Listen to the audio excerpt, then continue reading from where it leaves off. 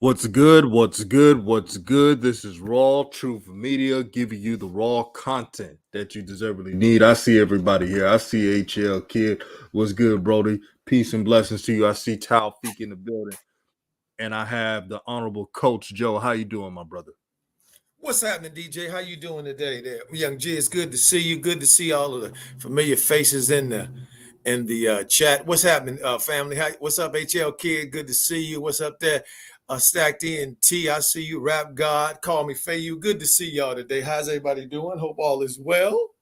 Yes, and peace and blessings to all my brothers and sisters participating in Ramadan. Hope all is well, replenish in all into your journey. And shout out to everyone that's here in the morning. Taufik, always here. Call me Fahu, HL Kid. And Coach Joe, this is a topic that man, I've been wanting to speak about coaching. And if you see the pictures, you see Monty Williams on the left, a great coach, has the Suns at a contending level, understands his players, and it's not one of those coaches who are narcissists, just a really good guy from what I've heard. On the far right, you have Willie Green, who took a Pelican team that wasn't expected to be in the playoffs. Had Zion injured, had a lot of injuries, had players in and out, but he made it work. And he has the Pelicans playing hard. And then we have in the middle James Borrego, underachiever, getting blown out in two playing games, never made the playoffs, don't know how to build around your franchise point guard. Coach Joe, I want you the best way you can. What is a good coach and what is a bad coach? Since you've been coaching in this industry. Well, DJ, that's a heck of a question there. Because it depends on what we're talking about. There's a difference between coaching high school basketball, AAU basketball, um, college basketball, and then the NBA, and then some of the places also like summer league and stuff like that. So it depends on what kind of league we're talking about. See, so when I look at the NBA, one of the criterias for being a good coach that you have to have is you have to be a leader of men. You have to have the ability to lead. See, and it takes more than just X's and O's. You can't learn to be a leader by reading books. Leadership comes from within. You either have that in you or you don't. See, if we look at some of the greats that have graced the stage, some of the greats that have been on the stage. Okay, I want to go to two of the top ones. Okay, and we're talking about this NBA thing. Because again, we're not talking about just regular basketball. We're talking about the NBA, which is professional basketball, which is different than anything else. Okay, is what we're talking about here. You feel me, DJ? Oh yeah. Yes, Oh yeah. that's right. So I'm going to start with Phil Jackson. Okay, Phil Jackson was a former player, as we know, and as we look at this graphic that's up here, we see two other players here on this chart that were former players. Okay, the Willie Green and Coach Monty. Okay, that one in the middle we see was not. Okay, and when you are NBA coach, one of the things you have to have, okay, is you have to be able to lead. You have to be a leader. People have to be able to hear you. People have to be able to believe in you. People have to be able to communicate with people. See, You have to have that. When you look at these two coaches here, Monty and Willie Green, I see two guys that are who can motivate, who are leaders of men. When I look at that dude in the middle, I see a pretender. I see a Mm, dude trying to sneak in the back door or the right. side door with analytics. Analytics. See, family, the whole idea behind analytics in whatever sport is to give a certain segment of our society a way to get into the games because they don't have talent. They don't have the talent. They don't have the skills. So what they did was they created this thing called analytics to give those the ones in the dominant society who don't have the ability to come into the game because they don't have talent and stuff a way to get in there by using their head. See, so they took all of this stuff about the NBA and turned it into analytics and a way for them to come into the conversation. And that's the only reason JB is there. With no analytics, he wouldn't be there at all because he is not a leader. He does not know how to lead men. He does not understand that what is most important in the NBA is as a coach is being able to communicate. Being able to communicate and being able to reach your players, the people you're communicating with, to get them to buy in. You feel me, DJ? Mm. Oh, that's powerful. And I want to say this, Coach Joe. You look at social media and you look at all platforms, right? They're making so many excuses to not blame this coach. External excuses. That's not the Facts. reason. That's not the reason why the Hornets are losing. They're not. They're not losing because of what LaMelo does behind the scenes or what his upbringing and family. They're not losing because of that.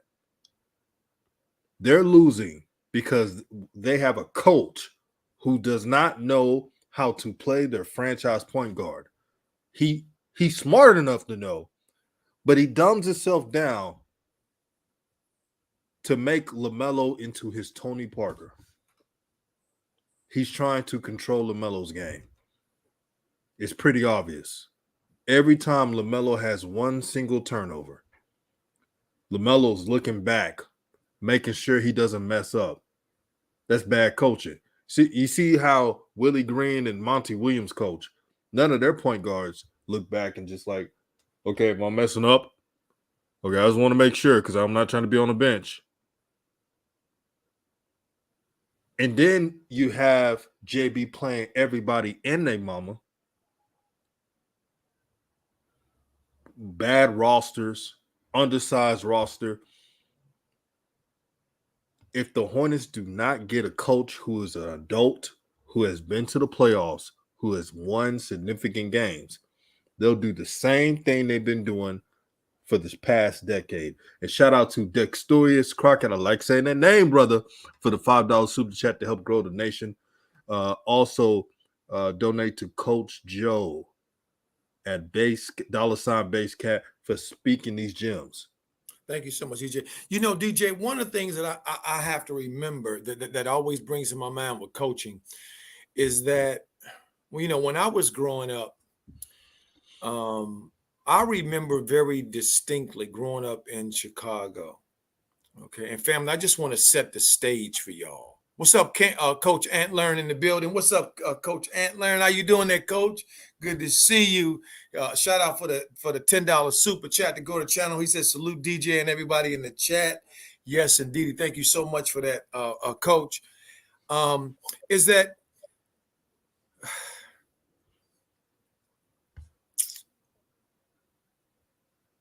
see? How do I say this? How do I say this and not be not be unnice? See, because I don't want to be mean spirited, okay? But at the same time, I want to speak this truth. Okay. See, when I was growing up, family, I actually was a part of a high school team and a high school coach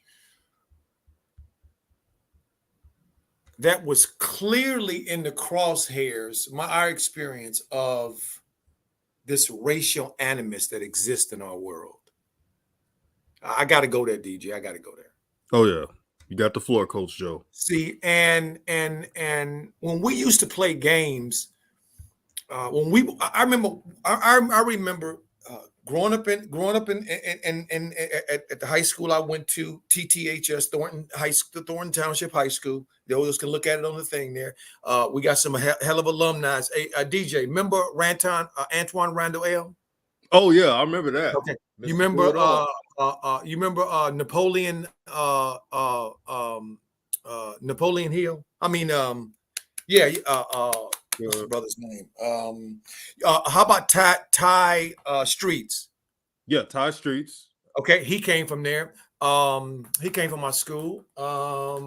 Richard Johnson was a part of my class who played for the Houston Oilers before they moved. He was drafted by the Houston Oilers. That's a friend of mine that I grew up with. He's in my class. He was drafted by the Oilers as a cornerback out of Wisconsin. He was an All-American. Okay, Richard Johnson was his name. Okay, what's the brother's name? I'm trying to. I can see this kid's name right, and I can see his face. I took him and a couple of other players when they came to LA. I took them out and showed them a little bit around. Melvin Eli, remember Melvin Eli? Well, I remember him. He used to play for once Bobcats, but facts. He also came from our school, so we had a lot of the high school that I went to, family. It became an integrated high school when I started joining. Before that, when my brother's class, my brother's about 4 years older than me, 5 years older than me. When he was in school, there were still race riots. Okay, just so you understand, just so I set the stage for you. My brother, to this day, one of my older brothers, has a scar on his eye. As I'm looking at Willie Green's picture, and I see that scar on his forehead by his eye, it reminds me of my brother. He has a scar right now over his eye where a white girl doing a race riot jumped on his face and bit him in the face. To this day, still got. He's 63, still got that scar to this day. Okay, so when I was growing up, family, the divide between the tribes in this country was thick. So I remember one tournament, Thanksgiving tournament, DJ, we went up to. Now mind you, family, what I'm saying here is our team was all black. Our coach was black. Our coach, DJ, our coach was the first black coach in the history of our school. Before that, they wouldn't let no black coaches come in. Okay, we only could be white coaches, like you see college basketball used to be a long time ago, and now it's changing. See, so that's right. HLK, Melvin Eli got in trouble with Kenny Bruner. Exactly, two of my boys at Fresno State. Two of my boys. Wow, they're making me look bad there. Thank you, HL Kid. So we would go to Christmas tournaments and Thanksgiving tournaments outside of our area, outside of the city. You know, like for instance, wherever you live, if like DJ, you lived in Houston, you know, yep. Outside of Houston, there's a lot of little cities, little towns. Yeah, Katy, outside of Dallas, outside of San Antonio, outside of Austin, right? Mm-hmm. So same thing here, you know, we talking about here. So we would drive and go to these Thanksgiving tournaments, you know, in other neighborhoods. So I remember the first one we went to, it looked like we had gone back in time, like we were in Happy Days. We played this team called East Moline. And all of the players were white, and they all had crew cuts, and they wore high-top Converse. It looked like we was playing a team from the 50s. I was like, what the hell? We walked in the gym, like, what the hell is this? Okay. And so the referees come in, and clearly you could see when they walked in the gym, from the way they walked, DJ, you could see, oh boy, we in trouble. Because see, you could tell when some people don't like you. Okay, when they didn't like us. So we made the coaches meet together. The referees introduce themselves. The coaches shake hands. I'm standing near the coach, who was like a father to me. And then one of the referees turns to my second dad, and he says, "Listen here, coach. Let me tell you something. If I see your boys dunking on that rim, they gonna get texts." How about that? Told us if any of our dudes dunk the ball, they gonna give them text. Okay, and so I mean we had a huge team too. DJ, I don't know if you remember a guy named Darren Guest. No, I don't Auburn. remember that. Yeah, went to Auburn. A kid named Sean Watts, who went to who was a really good friend of mine, went to Northwestern. We had a kid named Herb Jones. Our starting lineup was 6'2", 6'4", 6'6", 6'10", 6'10", DJ. Wow, We were a squad. But you know what? That game, we had to do layups. Our dudes couldn't dunk the ball. Darian went up and dunked on one of their Happy Days dudes. Man, he got a tech like it was so quick it wasn't even funny. They let us know. So what I'm saying to y'all is when I see JB, he reminds me of them because he don't have no talent. All he got is analytics. See, he don't really understand us, so he can't really coach us. So that's why when he talks about Melo, if you hear him, if you hear Kupchak, you hear them, they talk about us as if they don't even know us. Listen to Monte. Listen to Coach Green. When you hear them talk about the players, there's a familiarity there. You can hear the closeness when he talks about Devin Booker, when he talks about Chris Paul, when he talks about Ayton, when he talks about Cam, when he talks about Payne. See? Because it's not just about being a good X's and O's. It's about being able to be a leader of young men. And if young men don't believe that you have any care for them, any love for them, and you care anything about them, all you want to do is use them, you will end up in a situation like JB is, where he's lost the plot. Where you look at the product and you go, what is wrong here? How can this team score the ball like they do? How can this team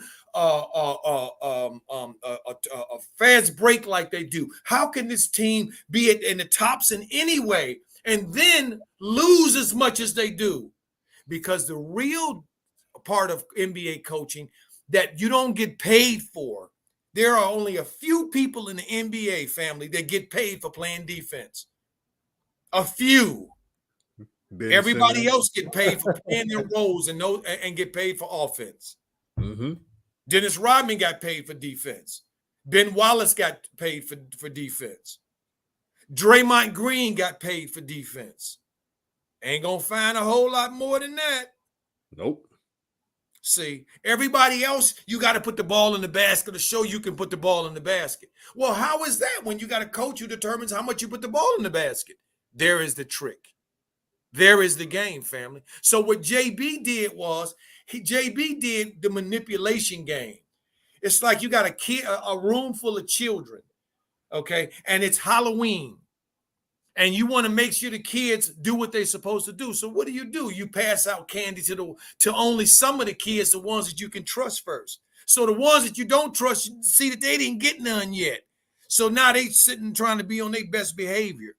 But it's always one kid that ain't got it yet, but the minute he get it, he still ain't going to be on his best behavior. He going to do his thing, LaMelo Ball. Right. And that's what we see here with JB, why he can't stand LaMelo. He told us. And I told y'all that there wasn't no keys happening. I told y'all wasn't no keys happening yet. He hadn't given no keys to Melo. See, before that Slam magazine came out, and Melo told the truth. Because JB used playing time and the veterans, Candy, to manipulate the team. So guess what happened when all that stuff was taken away, and now he needs them play in, playoff, play in, playoff.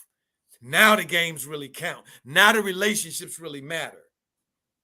What did his players do? How did those that he gave those minutes to that didn't produce consistently all year? How did they show up? What did they do? Hey, What Coach they do, Joe, DJ? They did. there were What they no do? show. There were No no show shows. because No shows. some players, and you know who they are. We all know who they are. When they're not getting their shots, and they're looking at LaMelo getting his, they're not going to play defense. They're not going to die for loose basketballs. The Hornets have no team identity whatsoever. Facts. They're in basketball purgatory. Not Facts. too up, not too down, but just average and below average most of the time.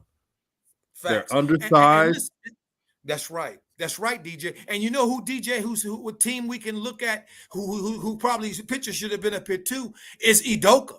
Did you see? I watched it, Boston. I watched that whole game. I ain't never seen Boston play this team of Bostoners. These dudes, I ain't never seen them dudes play defense like they played yesterday. That's the only thing they kept them in the game, and they did that because of you, Udoka. Oh, so true. And you see Trent's comment. Terry a no-show, right? Yep. Cody a no-show. The so-called defender that just moving around like a chicken cut. Head cut. That's off. right. That's right. Shadow defense, ain't really playing defense, but just moving around. That's right. These are JB's teachers' pets. I don't need any. I'm telling you, I don't want to see any teacher pets on this team next year. If they do this, expect the same results. Facts. I want to interject this. And just so everybody understand what we're saying, you don't have to be a part of our tribe to be that. Phil Jackson understood that. One of the winningest coaches ever, and he ain't from our tribe. He understood it's a people business. So let me tell you what he did. Let me tell you some of the stuff he did. Because he understood people. See, he knew Michael Jordan was the stir to drink. He knew he couldn't piss off Michael Jordan. Mm-hmm. So what did he do? He found the people that Michael didn't like, and then he put his thumb on them. The main one was Tony Kukoc. He put his thumb on them so that he could protect them. Talk to him, so that Coach. the rest of the players and Jordan them wouldn't see that he was giving that dude preferential treatment. So they got off of Tony Kukoc's back. See. Borrego don't understand how to do that. He thought he understood that from Pop, but he didn't get that from Pop. And, let's talk about Pop for a second here, just for a second. No, absolutely. For a second. Since he ain't had no great players, what has Pop done, DJ? Not a damn thing. Just got to be honest. Not a damn thing. Not a damn thing. As a matter of fact, got beat in the playoff, didn't they again? Oh, yeah. Again, didn't they? I got to give him credit, Coach Joe. You don't see Coach Popovich saying that JB isn't crap. Well, we're getting better every year. Right. But you haven't won a playoff series. How? Right. Well, he ain't going to say it because he the original. They trying to be him. Right. They trying to be him. He the original. See, he understood. Pop understood. He knew when he had David Robinson and then got Tim Duncan. He knew what he had. Franchise players and the kind of players who are the temperament that he likes. See. Byron Simpson says, Coach Joe, I live. What did he say to that? He said, I live in Fresno. He said, Coach Joe, Fresno State, I live in Fresno.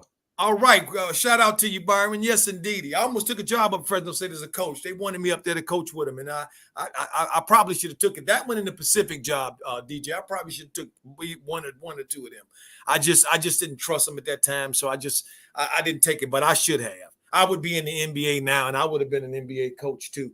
But we're not gonna get into all that. This ain't about coach. Okay, so so Phil Jackson understood, just like Red Auerbach understood, that this is a people's game. You got to be able to manage people. And let me tell you this right now. If people don't think that you care about them, they will not give of themselves, socks, draws, and all. They will not. They will give you piecemeal. They will give you what they can give you based on what helps keep them safe, i.e. Terry, i.e. Cody, i.e. Jaden McDaniels, i.e. Plumsley, i.e. Gordon. See, Gordon wasn't going to even put himself in arm's way a little bit to help JB. See? Because he knew it wasn't required of him. See, and somebody put Lonzo. I can't think of, somebody said Lonzo got paid for his defense. Lonzo got paid for his defense and his offense, and his ability to pass and his ability to shoot threes. When we look at Ben Simmons, when we look at Draymond, when we look at Ben Wallace, when we look at Dennis Rodman, these are not people with no offense. And they weren't really required to have offense because of the other stuff that they brought to the table. You're saying, I get what you're saying, strictly defense. And strictly defense. And I was kind of wrong by saying Ben Simmons, because Ben Simmons is a good passer, even though he's a top-notch defender. Yeah, but mostly Ben is there because of his defense. Okay. Yeah. Because he's a 6'10" dude who don't want the ball. And most NBA people that aren't most NBA fans don't understand how rare that is to find somebody like him and how lucky you are to get somebody like him. People don't understand that, so they talk nonsense, thinking that he's something else. As a coach, to get a Ben Wallace, to get a Dennis Rodman, to get a Draymond Green, to get a Ben Simmons, you would be happy as you all get out as an NBA dude. Are you kidding me? A dude with athletic talent and size and young that don't want the ball? Wow. Who like to play defense and pass? Wow. Are you kidding me? Oh, that's that's a dream. If Ben Simmons comes back, I know a lot of people dislike Ben Simmons. If you take the emotion away, right? Yeah. If Ben Simmons comes back with this Nets team, he will give them exactly what they need. All they want him to do is lock up Jason Tatum or slow him down. Just slow Jason Tatum down. That's all they need him to do. Slow him down. And I'm telling you now, he can do that. He can do that. He won't stop JT, but he can slow him down. You can believe that. See, so they know what they got. See, Rap God said Coach Pop would love a player like Lonzo's caliber for the Spurs. Without a doubt.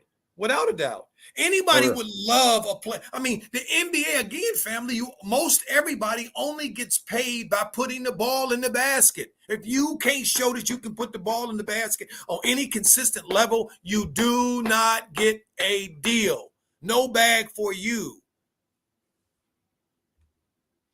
This is how it works. I mean, look at Book Night last year. Book Night could put the ball in the basket. Got no burn, basically. Oh, Coach Joe, mentioning, speaking of Book Night, I looked at a stat online.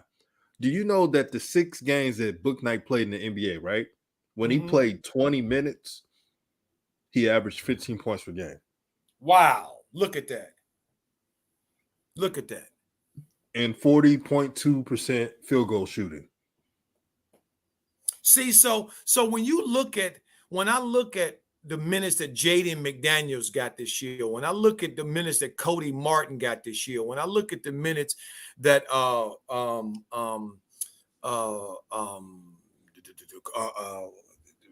the kiss in the crowd, Oubre got this year, okay. I can see where JB and them lost the plot. Because what they were looking for, DJ, is some role players to be those guys to keep the ship straight so the coach can do that nonsense that he does. But as we just said, them dudes turned on JB. They didn't play well at all. They fumbled the ball like it wasn't nothing.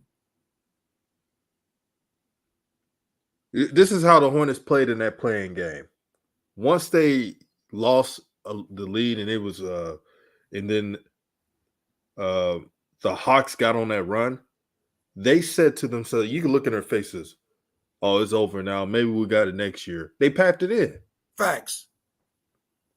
Oh, we definitely not going to come back, so let's just focus on next year. They're too comfortable. This is why I said this whole roster needs to be reconstructed.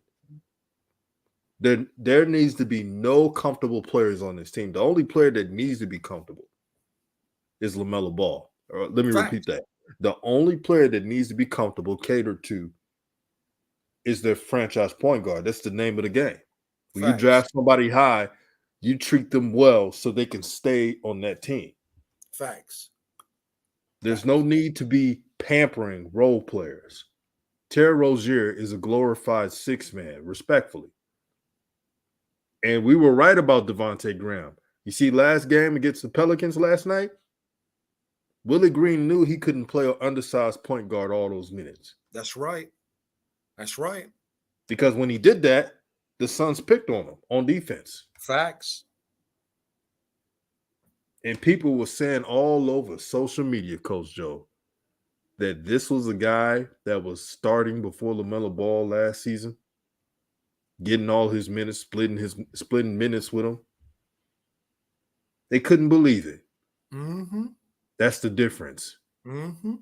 And when I mentioned in the last video, Coach Joe, about acquiring Malcolm Brogdon, I think is a great idea, but not with this coach coaching this team, JB. Yeah, not with the JB. Reason why is he will have Malcolm Brogdon as a foot soldier, not to his fault, but he will use him as a foot soldier to limit LaMelo and what he's capable of doing. Politics. Facts. You know, I heard something in DJ. I want to share this with the family.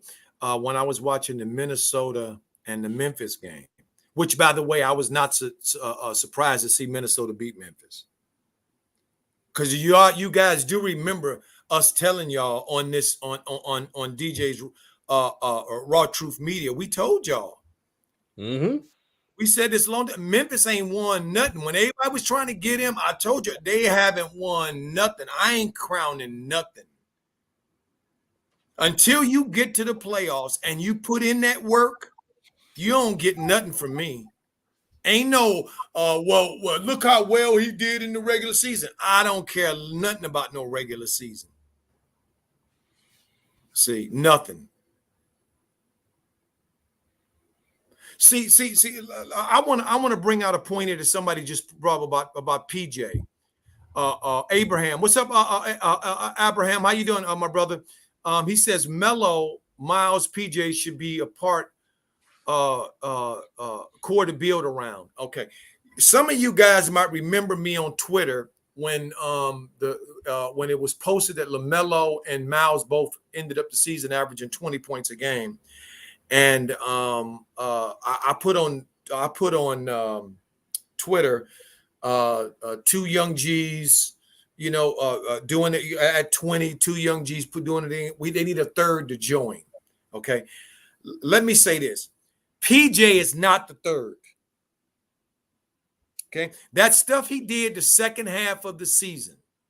Okay, PJ played well the second half of the season. He played well in spots in the second half of the season. That's the thing that on good teams you cannot allow any longer.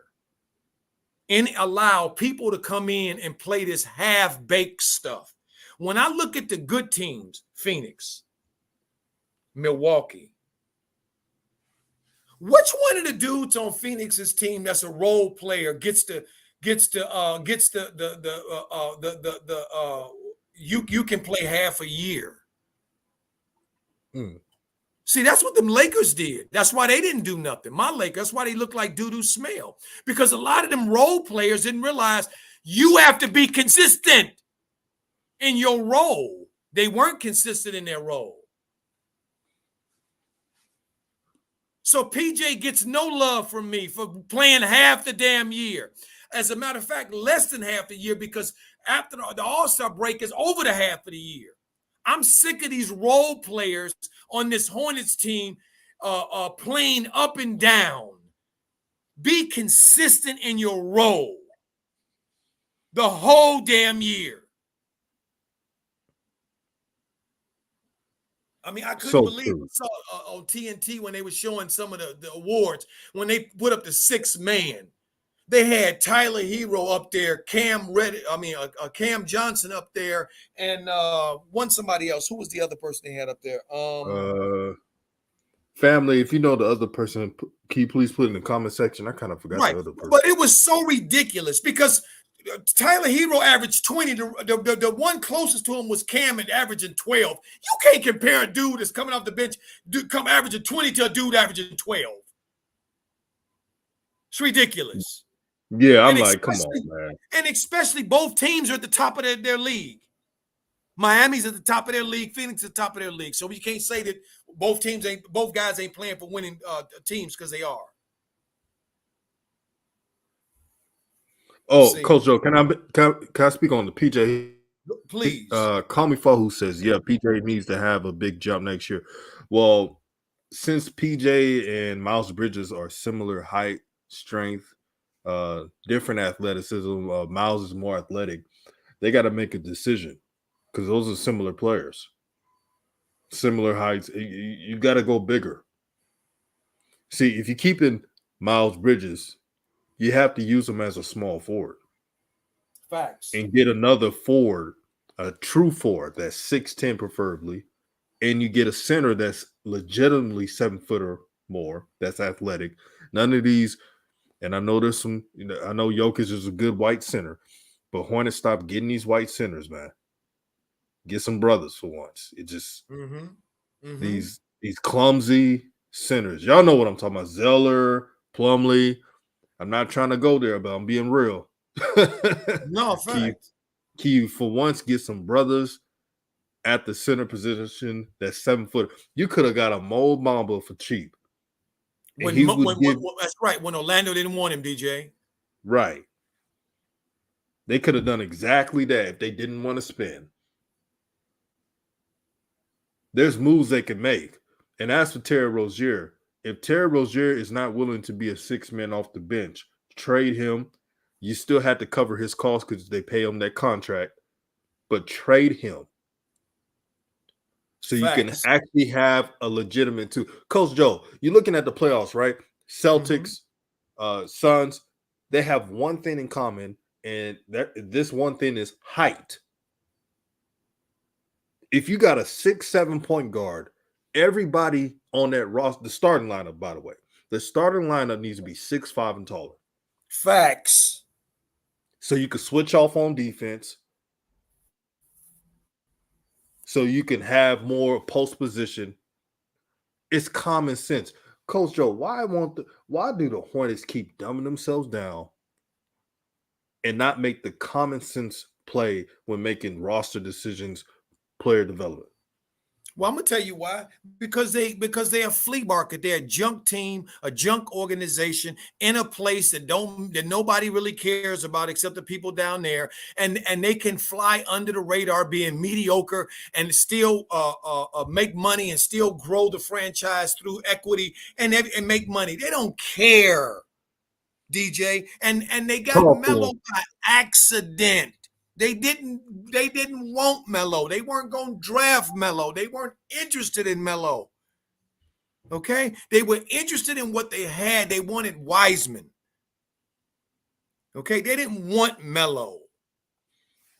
So, and this shows you that they don't have any dexterity. Dexterous Crockett. They don't have any dexterity. You can tell they don't know what to do.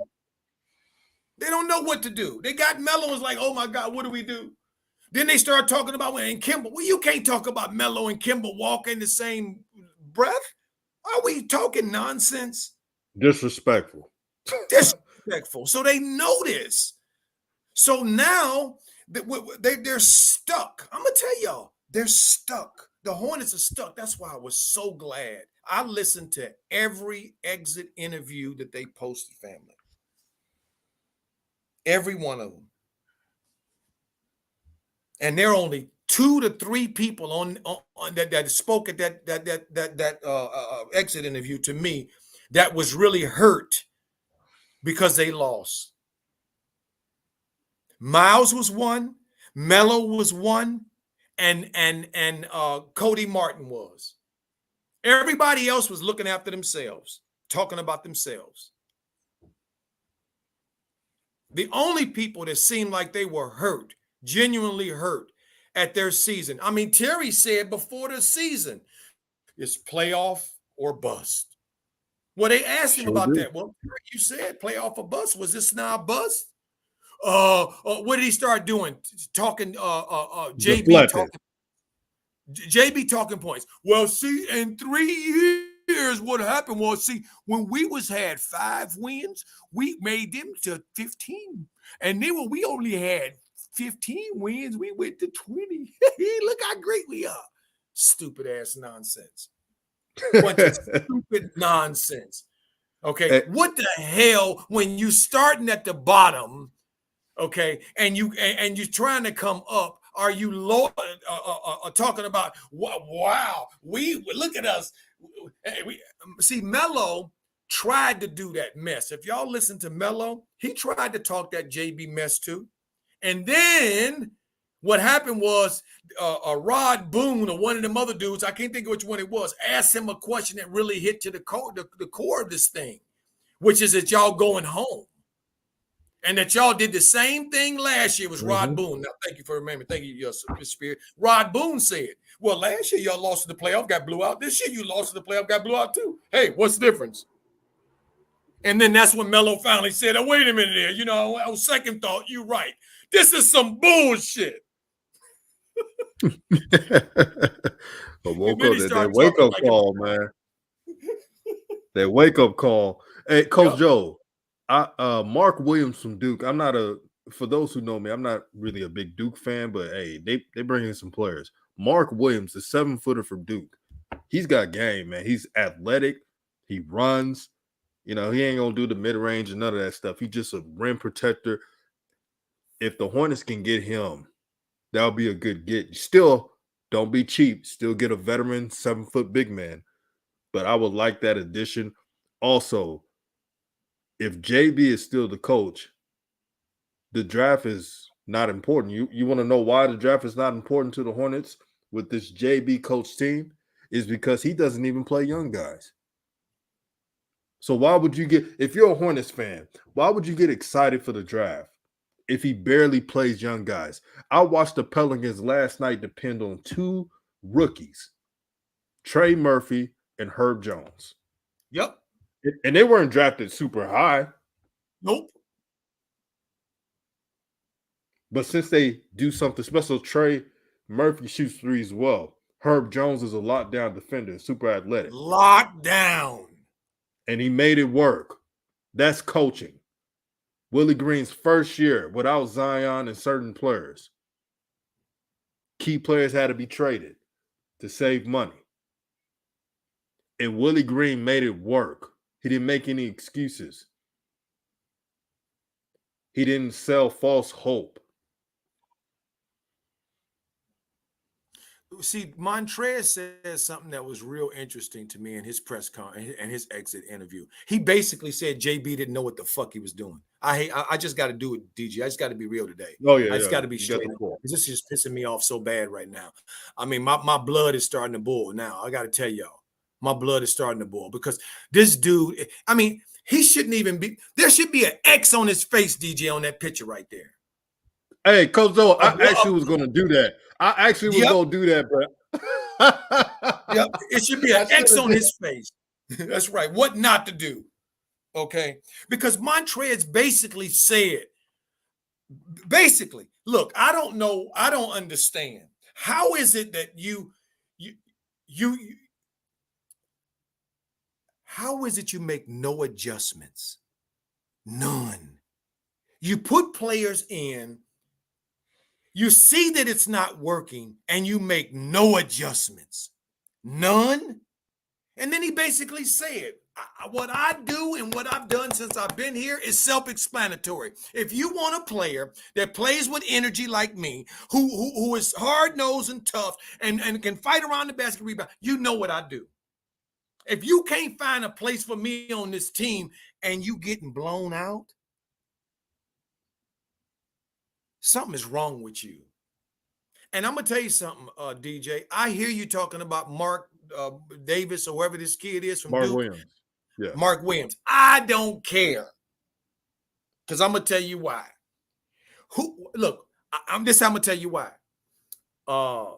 Nick Richards, Vernon Carey, Kai Jones, Christian Wood.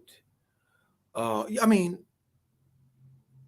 we saw Vernon Carey get traded, and then when the Hornets played the Washington, we see him on the floor, and Nick Richardson over there waving at him on the bench. Hey, hi, Vernon. Man, it's nice to see you on the floor.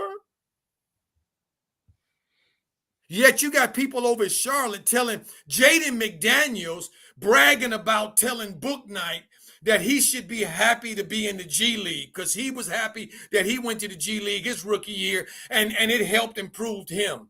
What? Yeah, why would you say that? What?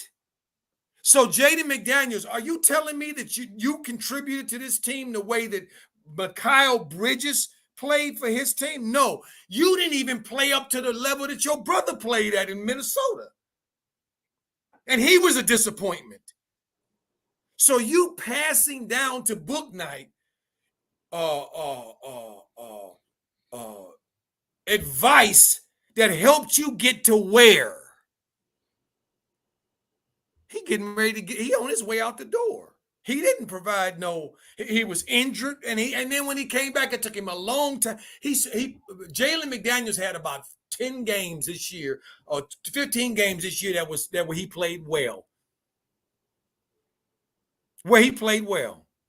What the Hornets need is this. They need LaMelo and a two guard that can play defense and it's got size and can score. That's 6'4", 6'5". And then that 3, 4, 5, them need to be 6, 7 to 7 feet, the rest of them who play defense and are 3-and-D. That's what they need. Yeah, sign me up for that, Coach Joe. That's what they need. Yeah, sign me up for that. I mean, DJ, did you know that Mikal Bridges from Phoenix, since he's been in the league, he ain't missed a game? Not one game, Coach. I noticed that. Not one game. Now, if he got drafted by the Hornets, he wouldn't even had an opportunity to show that he was a strong man, an Iron Man, that he can play 82, 82, 82 in a row, because JB wouldn't have played him because he's a rookie. You see what nonsense this is? So, DJ, they don't know what to do. Melo came in and threw a monkey wrench in their program. All that old bull crap that they do, all this program, and we send people down and we bring them up to the G. I mean, I'm so sick of hearing these Hornets assholes talk about this pipeline to the G League and how they come up and they perform and they did nothing. The only person who can talk about a pipeline is Toronto. Yeah, that's the only one. That's crazy. JB always talks about culture and pipeline, but it doesn't result to winning. Not at all. So how is that a good pipeline? Toronto is the only G League I can say that has the pipeline for success. Miami Heat too. Atlanta, you're correct too. No. I ain't gonna give Miami theirs because they brought in a lot of free agents too along the way to help them Right. with They actually play them in the games, like the NBA yes, but games. the only other team we can say, DJ, only other organization we can say that's comparable to that is Oklahoma City. It's just except they don't keep their dudes long enough. They don't know who to keep, but they draft really well. I could say this for Miami though. Miami is in the regards of development. I'm not using G Yes. League because they barely use the G League like the Raptors. Right. But development, Miami Heat is just top. Not their scouting department, man. They need to give them a raise. Yeah. That's how good they are. Yeah.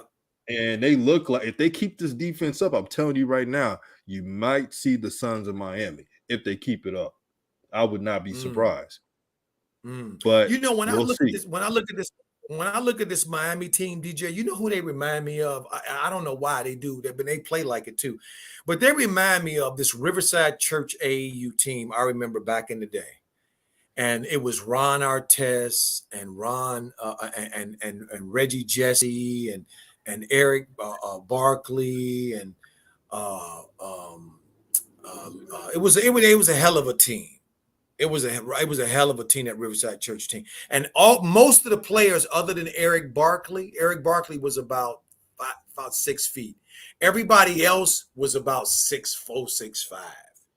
They had a team full of 6'4s to 6'8s. And they had the big African dude. I can't think his name, but he went to the Big East. I can't think his name right now, but I see his face. They had one big dude.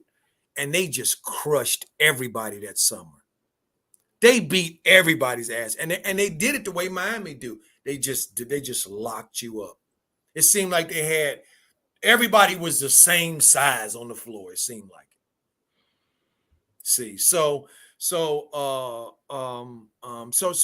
like what Miami's doing, but I'm glad that they had that situation with that happened down there with Jimmy Butler and what's the OG's name? Kyle Lowry. No. The one that told me he was gonna beat his ass. Oh, you talking about Udonis Haslem. Yeah. See, family, what needed to happen down there is they needed to put their foot on Jimmy Butler's neck. They needed to let him know. Okay. That dude, you need to shut the hell up. You ain't never won shit. Kyle Lowry won championships. The other big dude, who I just said his name, Udonis. Udonis won championships. So here it is, Jimmy Butler. What have you ever won, Jimmy? Nothing. He ain't never won shit.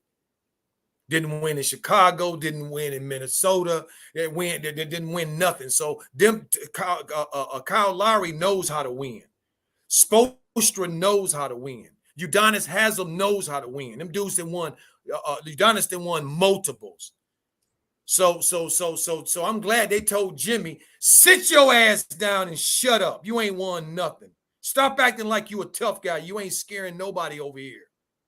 And that's why Udonis Haslem told him, I will beat your ass. You don't come over here talking shit like we Minnesota ain't been nowhere. You brought your ass here and you ain't never won nothing.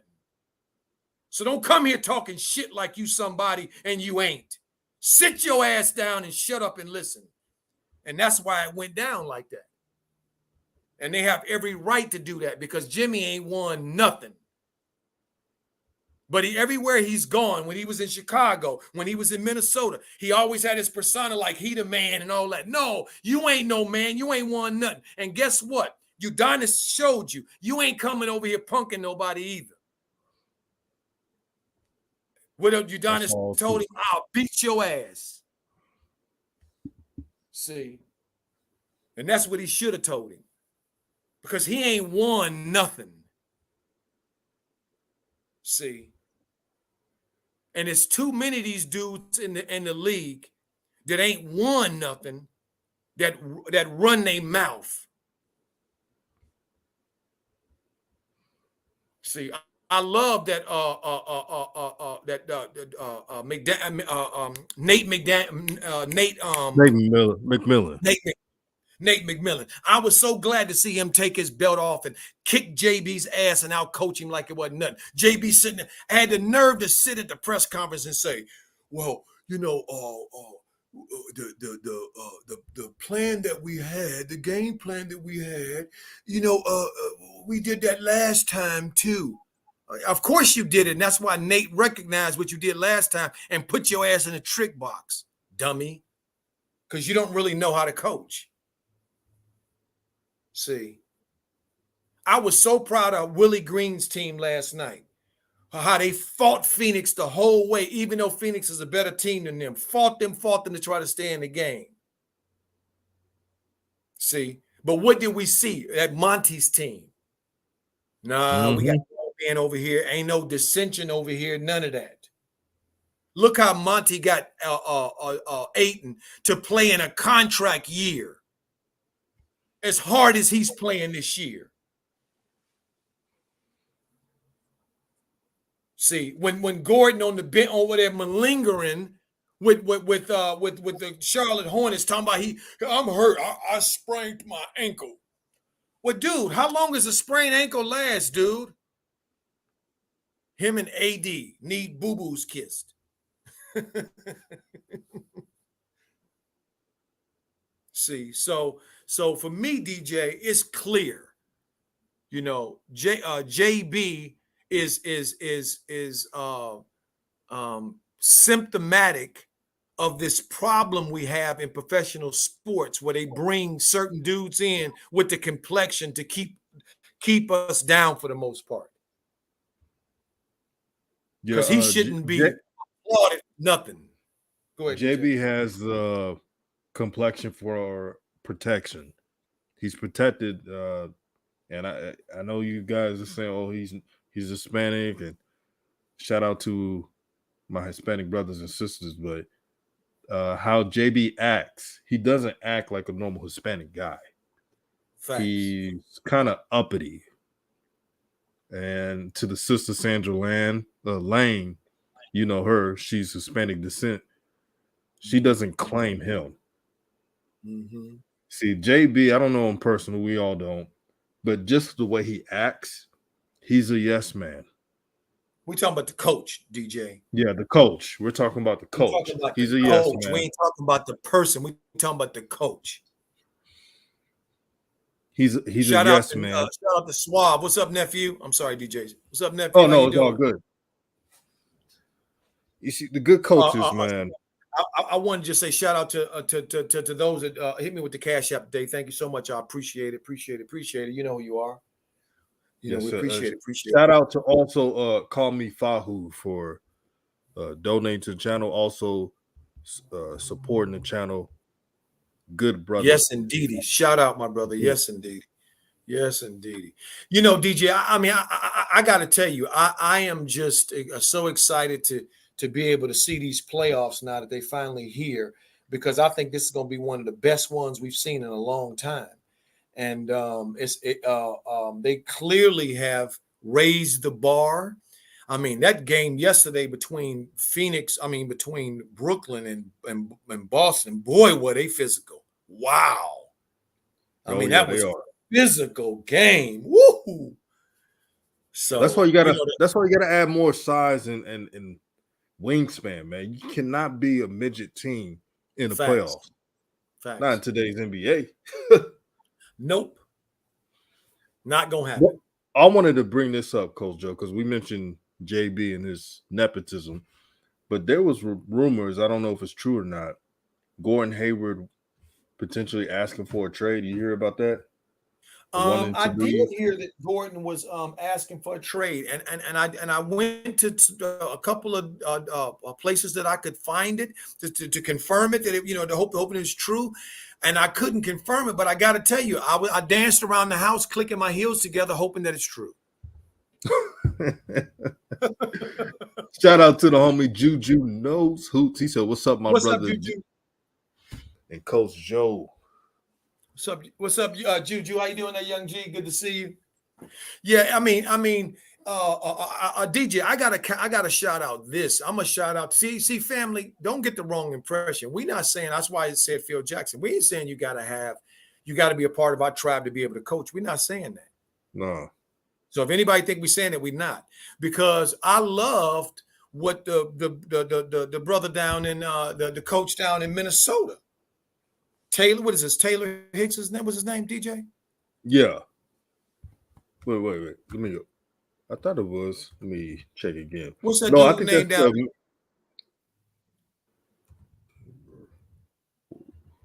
Who is the dude in Minnesota? I keep forgetting the dude in Minnesota. Taylor Jenkins.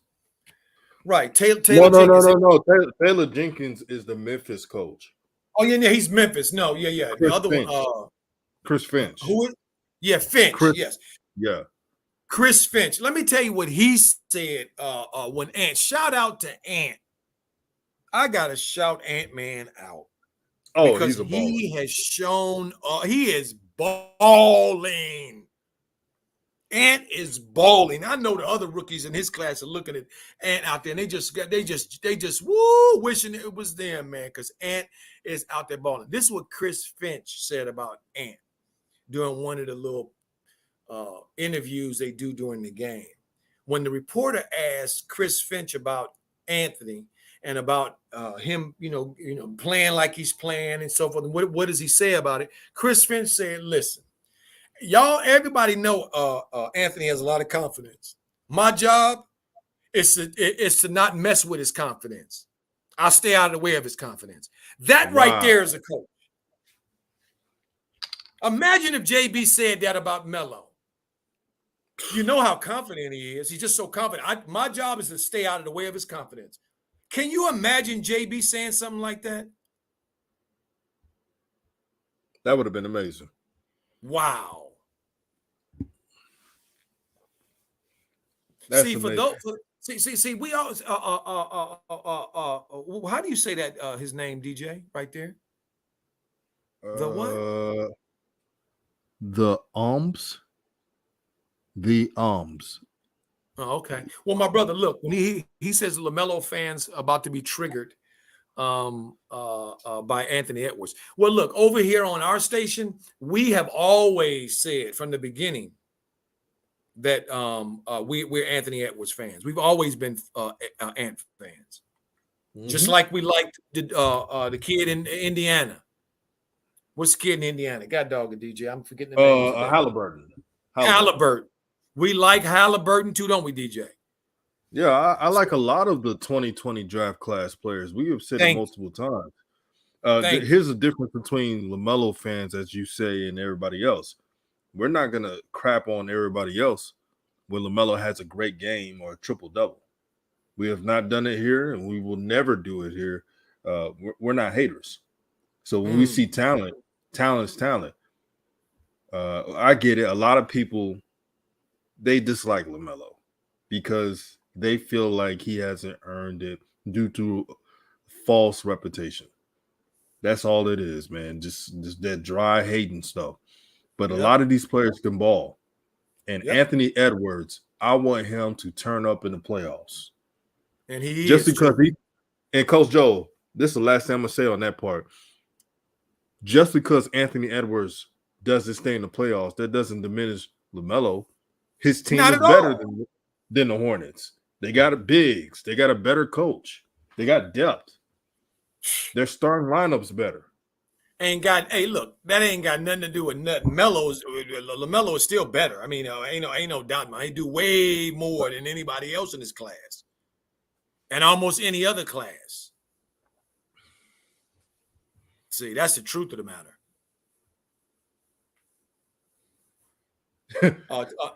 Terry in the chat said LaMelo fans not triggered by Edwards. Melo an all-star and won awards at every level he's played on. Facts. Right. We ain't.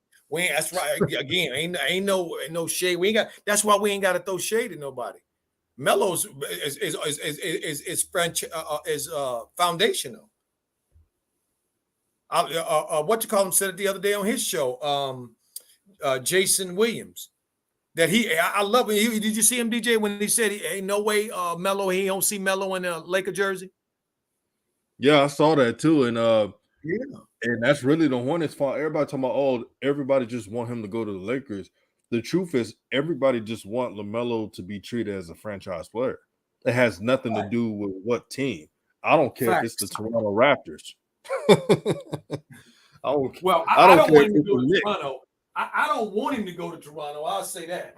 I'm still gonna be a Melo-holic, that's for sure.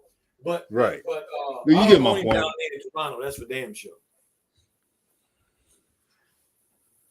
Not at all. Although I do like that Toronto team, I must say that. That Yeah, they're really good. Guy Masari, the GM, he sure know how to pick the dudes, man, because they got a lot of good dudes down there.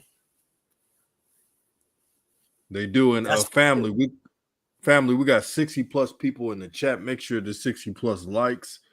Yeah, when you have a player like LaMelo Ball who has won so many awards, accomplished a lot of things, broke a lot of records, there's no need to be jealous of any other player. facts. Not one time I had to be like, man, let me hate on someone just to make myself feel better. Nah.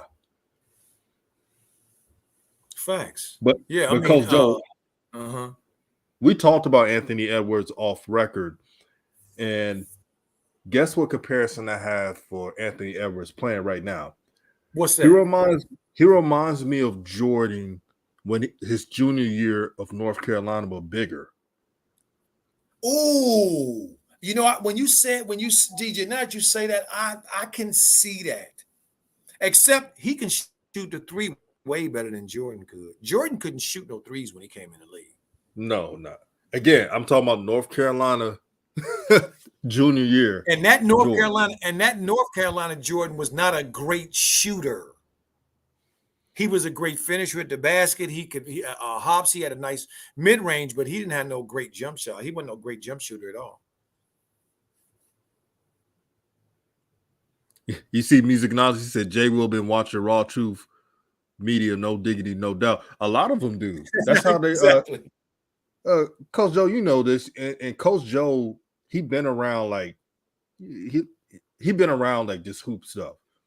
They have interns. Facts. And what the interns do is go to a lot of YouTube channels and find talking points and type up scripts. Facts. YouTube has been a blessing for ESPN, Fox Sports, etc. Because now they don't have to be so creative. They could just go on the web and find something.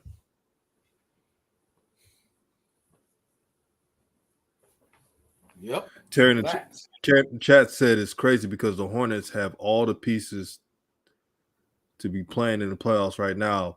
Just JB won't play them because he's stubborn with his teacher's pet. Right. Well, see, DJ,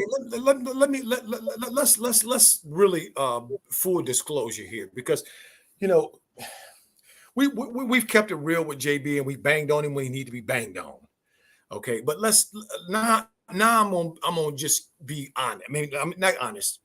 The roster. Be more open about it. Melo fell in their lap. They were not expecting Melo. JB already had a program, okay, that he set up based on his travels through San Antonio and JB and all that, and he set up this pipeline and all that. He did all of that, and for me, as a former coach and been around coaching a lot and stuff, I know what JB did, and I'm going to give JB his credit for what he did before Melo got there. Because I would imagine picking a flea market team, as DJ so aptly put, and Charlotte is a flea market team. They are a small market team. To take over a program like that and try to make them winners is not an easy task. I mean, obviously, because if they're not winning and they're not playing well, they're not having success as a franchise, it starts at the top. So clearly above JB, there's problems. And we've talked about Mitch Cupcake. We know, me and DJ know him from our days when at the Lakers. So I'm not surprised by nothing Cupcake does. Okay. And we know Jordan and Peterson and his crew, all of his crew, the people around him, they haven't done very well with developing talent and being in a successful franchise. So they brought JB in trying to, DJ, this is sort of like the football thing. You know what I mean? Between whether you gonna have Aaron Rodgers throwing the ball or you gonna be Seattle and you running the ball. See, you see, I sort of I see it sort of that way. So, but what happened is that they were trending a certain direction. It wasn't no great trend. They weren't really knocking down no doors. They really weren't. But then Melo came, and they never expected a Melo. And JB don't know what to do with somebody with this kind of talent. He's keep reaching, talking about Manu and Tony and Manny Moe and Jack and everybody. He don't know what to do with Melo. Then finally he just said it, family. He just said it. He drives me nuts.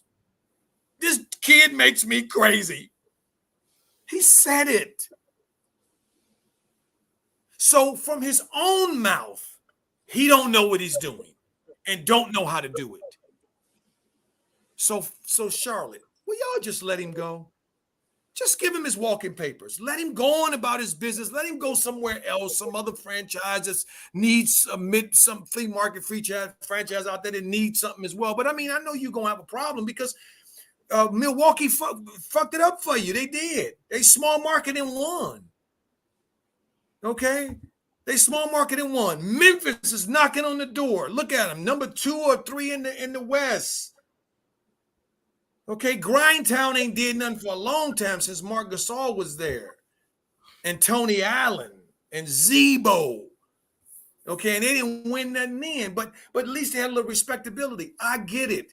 But now that the jig is up, you don't know what to do. You don't know how to manage expectations. You don't know how to build a championship roster. You don't. And that's what's so frustrating about this whole thing is that those who know what they're doing, who understand like I do and like DJ does and many of us in the chat do, we see this. It's frustrating to see them to keep making the same mistakes over and over and over again and trying and then saying they're the right thing to do. Sick of that.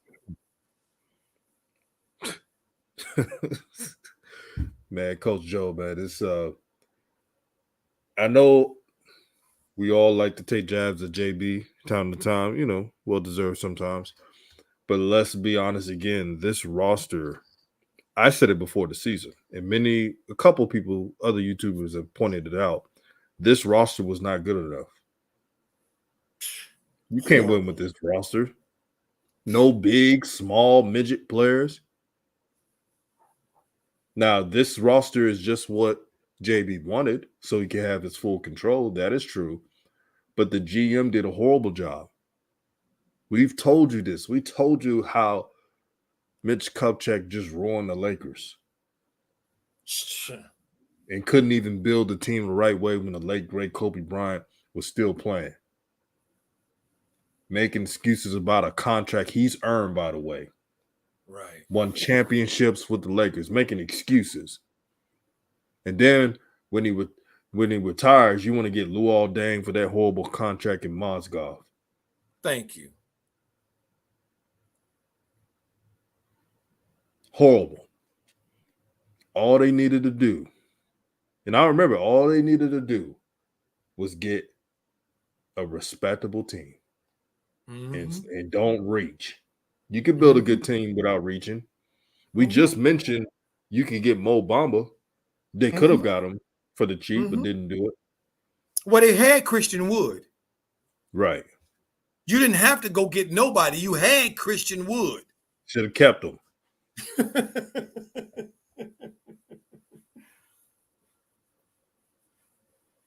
But it's this low expectation, though. That's what it is. This is low. We won. How many games did they win? They won 43 games. Okay, 43. This is so funny to me when I heard him say, well, see, when I heard one of them dudes say this, and JB said it too, and then one of them guys repeated it, I was like, I almost wanted to jump through the TV. Well, the East is better. And, if this was 5 years ago, that record would have put us in sixth place. What? What type of nonsense is that? Listen, you got a franchise that is a professional organization. Professional sports are about the now. Professional sports are not about what you did in the past. What you did in the past is what we talk about when ain't no games. When the games are going and it's time to play, it's about now. What are you doing right now? And they sitting up, he got them repeating like they Stepford wives, droning on like they've been programmed. We had 20 wins. We had 10 more wins. We had 10 more wins. We had 23. We did. What? You gotta be kidding me. So we need a time machine. So that's the problem. The Hornets don't have a time machine. Oh, we should have known, DJ. It was a time machine they needed. Damn. The stuff that was coming out of their mouths, I was like, what? Wait a minute, Coach Joe. Talking about? See, here's how they make excuses. They could have. There was 10 games that they should have won. That they blown leads, and that would have given them a 6th seed. Yeah, 5th or 6th seed. But they scoff over it and just tell us, "Oh, the East is better." It doesn't matter. You play to win games. So what is there? What's the relevancy, DJ? Can you explain the relevancy to me to today? I don't get it. Okay, even if it's true, what does it have to do with today? Exactly. Okay, that works if we got a time machine. Okay, then we can go back and you can win them games and then you can be in the 6th seed. But it don't work today. They're one of the few teams, Coach, that goes right back into what they did in the past, and it's all about right now. The Lakers had a horrible season. Hey, Coach, the Lakers had a horrible season, but you don't hear them talking about, well, we did win 5 championships prior in the 2000s. Nobody cares about that right now.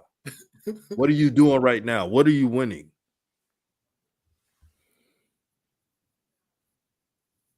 I mean, look, before the season started, DJ, they all said Mitch Kupchak included. Mitch Cupcake included. They said playoffs or bust. So why is it when you don't make the playoffs, y'all don't admit to it's a bust?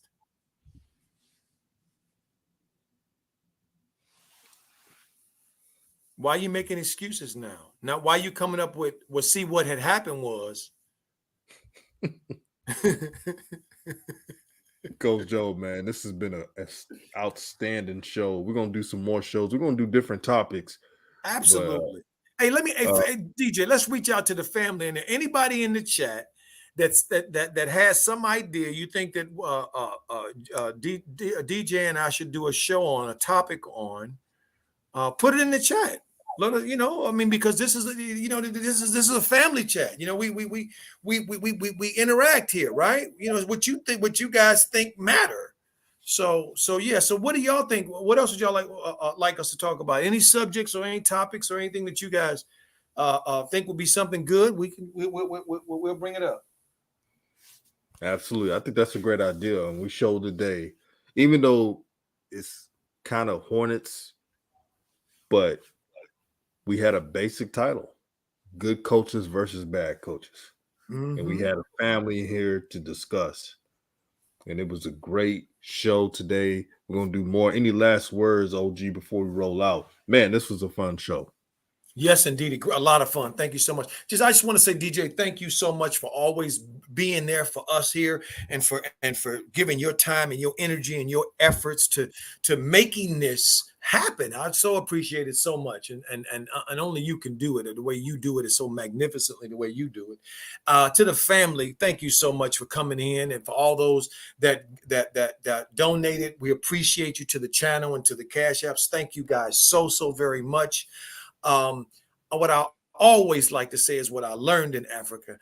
This beautiful word, Ubuntu, which means because of me, you are, because of you, I am. We are one. Have a wonderful rest of your day, family, and I'll see you guys later. Take care, DJ.